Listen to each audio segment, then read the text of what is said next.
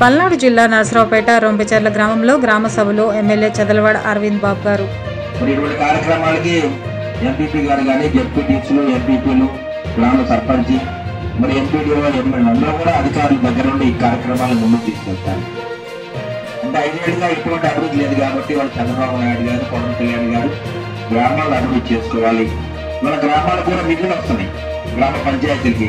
అందుకని ఏ పనులు మీరు దగ్గర నుంచి చేసుకోవచ్చు, కలవట్లు కట్టుకోవచ్చు, అదేవిధంగా ముడి కాలువలు బాగు చేసుకోవచ్చు, సైడ్ కాలువలు డ్రైనేజ్ కట్టుకోవచ్చు.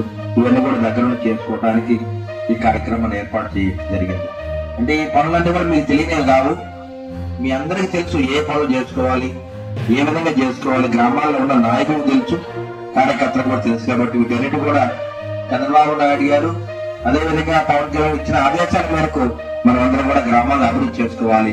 గ్రామాల అభివృద్ధి అయితే రాష్ట్రం బాగుపడుతుందనే ఆలోచనతో అందరూ కూడా ఒక సరైన ఆలోచన చేయమని చెప్పి ఒకే వేదిక మీదకి వాళ్ళ గ్రామ సభ ఏర్పాటు చేయడం జరిగింది.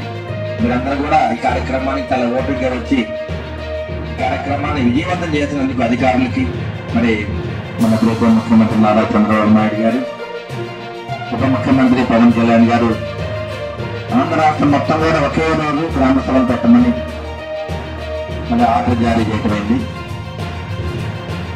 గడిచిన ప్రభుత్వంలో 5 ఏళ్లుగా ఎటువంటి అభివృద్ధి లేదు, గ్రామాలలో వెలుగు లేదు.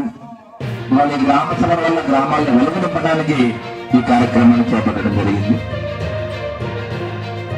మరి మీరు చూసారు 5 ఏళ్లుగా కాలువలన్నీ కూడిపోయిన గ్రామాల్లో